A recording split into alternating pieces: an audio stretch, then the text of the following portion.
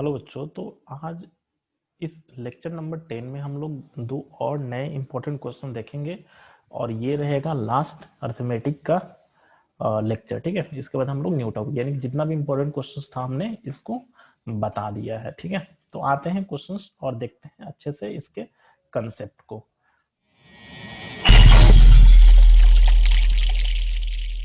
Question है कि the sum of first 6 term of an AP is 42। ठीक है, सिंपल सा क्वेश्चन, बहुत ही सिंपल है कि फर्स्ट 6 टर्म का जो सम है वो है 42। ठीक है, फर्स्ट 6 टर्म्स। नेक्स्ट कह रहा है कि the ratio of 10th term, देखिए 10th टर्म और 30th टर्म का रेशियो जो है वो 1:3 है। तो हमें फाइंड आउट करना है first and 13 term of the AP. ठीक है, फर्स्ट और 13 टर्म्स यानी कि T1 और T13 निकालना है। ठीक है, तो जैसा कि यहाँ पर गिवन है कुछ वैल्यू जो है उसको सबसे पहले हम लोग क्या कर लेते हैं, लिख लेते हैं। तो देखिएगा T10, ठीक है, T10 टर्म और T30 टर्म का रेशियो जो है, ठीक है, यहाँ पर लिख दिए। अब इन दोनों का रेशियो है 1:3, इट मीन्स 1/3। हाँ, तो इसको सॉल्व यदि हम लोग करेंगे तो कुछ इस तरह से आएगा। क्या देखिए T10 के प्लेस पर हम लोग लिख सकते हैं क्या, A+9D। ध्यान रखना है कभी भी पूछेगा T10 हो तो एक सब्ट्रैक्ट करके A+9D। यदि T12 होता तो यदि 12 पूछता तो A+11 कर देते। यहाँ पर T30 पूछ रहा है तो A+30 से 1 सब्ट्रैक्ट यानी कि n-1 होता है ना, तो 29D और इज इक्वल टू 1/3। क्या, अब इसको क्या करेंगे ना कि इसको थोड़ा अच्छे से सॉल्व कर लेंगे। हाँ, तो देखिएगा क्रॉस मल्टीप्लाई इसको करेंगे तो क्रॉस मल्टीप्लाई जब हम लोग करेंगे 3 से तो हो जाएगा 3A + 3 9 27D और ये तो हमारा जो वैल्यू है वो रह ही जाएगा। इट मीन्स कि वैल्यू देखिए तो 3 से A सब्ट्रैक्ट होगा तो 2A और ये 29, तो 29 - 27D। ठीक है, इट मीन्स की वैल्यू की बात किया जाए तो आ गया 2A इज इक्वल टू कितना गया भाई, 29 से 27 गया तो 2D, 2 कैंसल, यानी कि फाइनल वैल्यू जो हमें मिला वो A के प्लेस पर D लिख सकते हैं और D के प्लेस पर A लिख सकते हैं, यानी कि दोनों वैल्यू जो आ गया वो आपस में इक्वल आ गया। ठीक है, अब आते हैं सम। सम का फॉर्मूला हम लोग यूज करते हैं। ठीक है, लिखेंगे यहाँ पर since Sn is equal to, क्या होता है भाई फॉर्मूला, तो फॉर्मूला होता है n/2 और ये होता है 2A + n-1 into D. Formula नहीं याद है जिनको वो फॉर्मूला याद कर लीजिए, वैसे बहुत सारे लेक्चर में हम ये फॉर्मूला बता चुके हैं। तो आप डायरेक्ट यदि यहाँ पर आ गए ना तो आप पीछे के लेक्चर में जा करके और वहां से आप क्लियर कर सकते हैं। हाँ, और जो भी प्रॉब्लम हो ना वो हमें बताइएगा। देखिए तो Sn यहाँ पर क्या था, क्लू कि 6th टर्म का सम जो है, फर्स्ट 6 टर्म, फर्स्ट पे नहीं जाइएगा, फर्स्ट 6 टर्म यानी कि 6 टर्म्स का जो सम है वो कितना है, 42 है। तो S6 इज इक्वल टू हम लोग लिख सकते हैं क्या, n की वैल्यू, तो n 6 है तो लिख देंगे क्या 6/2। ठीक है, अब यहाँ पर बात आती है 2A है तो हम लोग सिंपल से इसको लिख लेते हैं 2A + n-1, n के प्लस पर 6 से 1 सब्ट्रैक्ट होगा तो 5D लिख सकते हैं। सिंपल सा है अभी तक। तो इसको हम लोग कुछ इस तरह से लिख सकते हैं क्या, ध्यान देना है। मल्टीप्लाई जब 6/2 को इससे करेंगे तो ये तो कैंसिल हो जाएगा 3 टाइम्स में और ये हो जाएगा 3 2 6A और 3 5 15D। कहने का मतलब कि ये 6A + 15D आ गया। अब हम लोग क्या यहाँ पर देखें हैं जी, यहाँ पर हम लोग A is equal to d यानी कि A के प्लेस पर D हम लोग रख सकते हैं। तो 6A है, 6A तो इसको हम लोग 6D भी तो बना सकते हैं, या फिर ये 15D है तो इसको 15A भी बना सकते हैं। तो A में कन्वर्ट कर लेते हैं हम लोग 15A। ठीक है, 15 गो D है यानी कि 15 गो A हम लोग लिख दिए। ठीक है, और यहाँ पर क्लू लिख दिए कि क्यों, तो ये फाइनली हो जाएगा 21A। इट मीन्स कि देखा जाए और ये इज इक्वल टू 42 था, तो सबके इधर में तो ये 42 रहेगा, 42 रहेगा, और ये 21 ए। इट मीन्स कि ए इज इक्वल टू हो जाएगा 42 अपॉन 21, तो वैल्यू कट के आ जाएगा 2।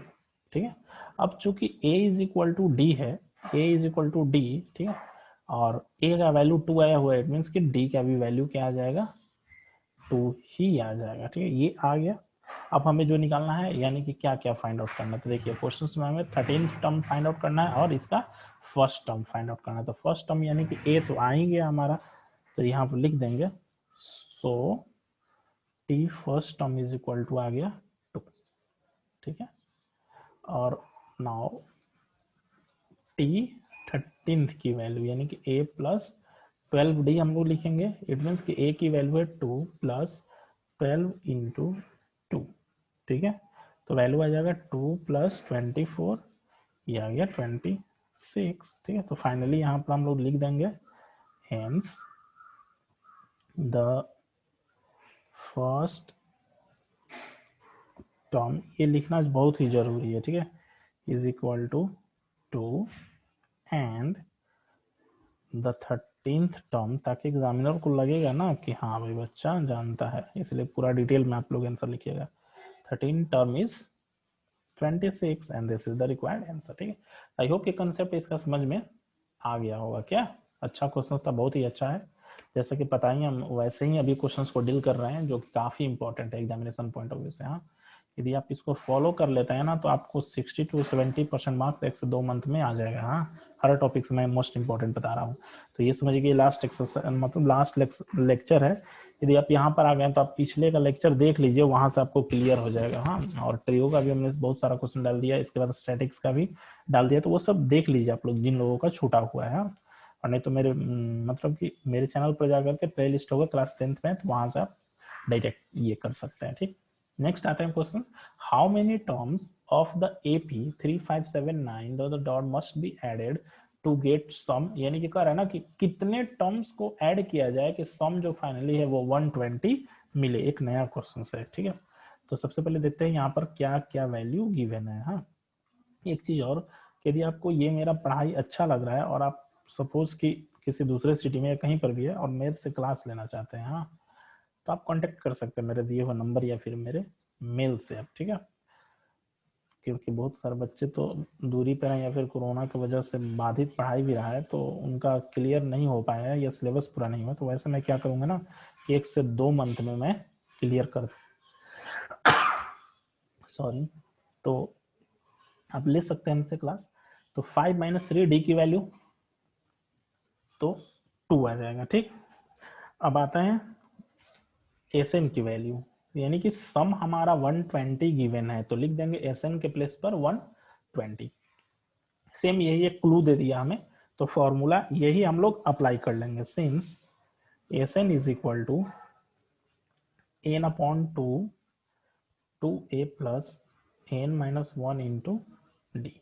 ओके, तो यहाँ पर रख देंगे 120 is equal to n, value of n हमें पता नहीं है, वही तो पता करना है। लिख देंगे 2a 2 into 3 plus n - 1 into 2।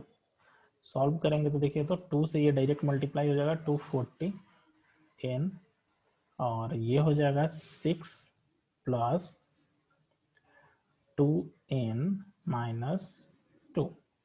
It means कि ये हो जाएगा 240, और ये हो जाएगा, ध्यान देना है, n है तो n, 6 से 2 जाएगा तो 4 प्लस 2n। ठीक है, यहाँ तक तो क्लियर है। यानी कि अब इसको भी एक स्टेप सॉल्व करते हैं यदि आगे में, तो वैल्यू आ जाएगा 240, और ये हो जाएगा 4n plus 2n square. Okay, it means कि ध्यान देना है 2n स्क्वायर, हाँ, माइनस 240 प्लस 4n, बस 240 को RHS मिला है, इज इक्वल टू 0। अब यहाँ से देखिए तो 2 सब में कॉमन है क्या, 120 plus 2n is equal to 0।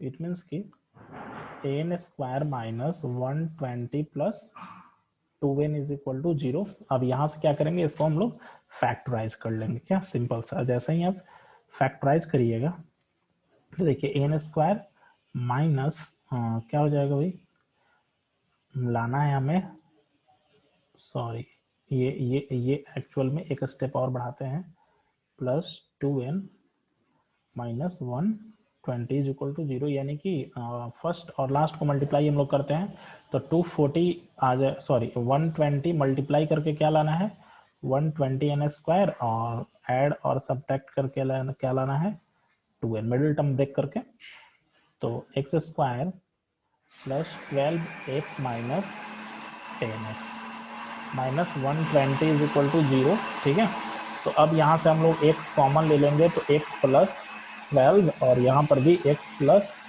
12 is equal to 0 हो जाएगा, और यहाँ पर कॉमन क्या हो जाएगा माइनस 10 का, इट मीन कि x minus 10 is equal to 0, और दूसरा पार्ट हो जाएगा x plus 12 is equal to 0, यानी कि x इज इक्वल टू हो जाएगा माइनस 12, और यहाँ हो जाएगा x इज इक्वल टू 10। तो यही वैल्यू, चूंकि ये माइनस है तो इसको नेग्लिजिबल कर दिया जाएगा, इसलिए फाइनली 10 टर्म्स को यानी कि ऐड करेंगे तो हमारा वैल्यू जो है 120 मिल जाएगा, तो रिक्वायर्ड टर्म 10 हो जाएगा। तो आई होप कि इसका भी कंसेप्ट क्लियर हो गया होगा। तो इसी तरह से मिलेंगे हम लोग नेक्स्ट वीडियो में अब नेक्स्ट टॉपिक के साथ, तब तक के लिए गुड लक, बाय बाय।